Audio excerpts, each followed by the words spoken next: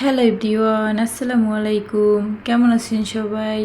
I hope সবাই খুব ভালো আছেন। আলহামদুলিল্লাহ, আল্লাহর রহমতে আমরাও আছি বেশ ভালোই।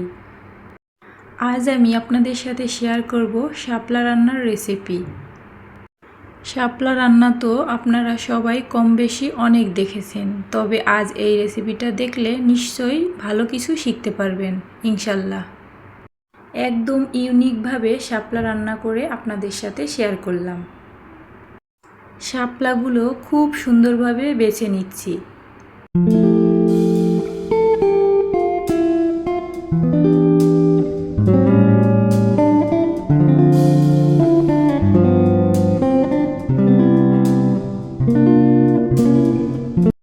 আর আমার সবগুলো শাপলা বাছা এবং ধোয়া কমপ্লিট।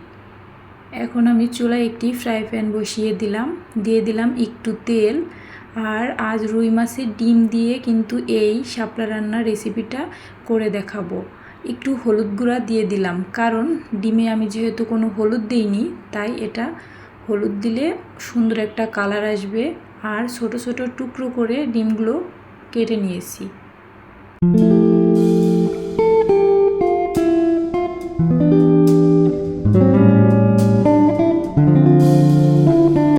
ডিমগুলো ভাজা শেষ, এখন চলে যাব একদম মূল পর্বে।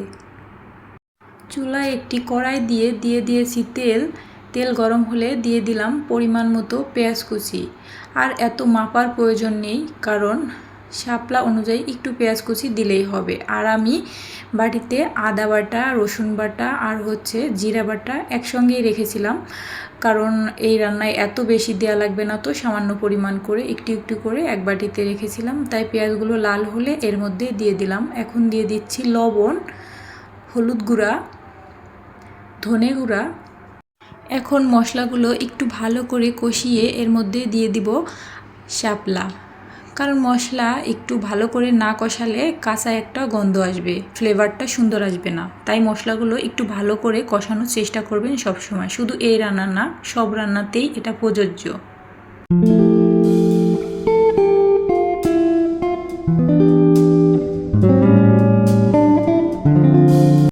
ভালো করে সব মশলাগুলো মেশানো হয়ে গেলে একটু ঢেকে দিচ্ছি।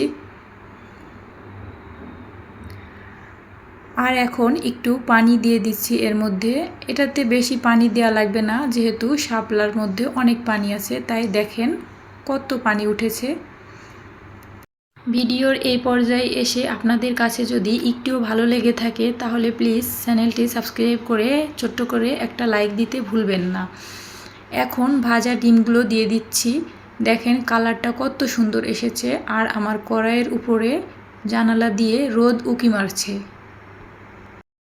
এখন 10 মিনিটের মতো রান্না করে নিলেই হয়ে যাবে শাপলা রান্নার রেসিপি। আমার রান্নাটাও হয়ে গেছে। দেখেন এটা কত সুন্দর হয়েছে দেখতে।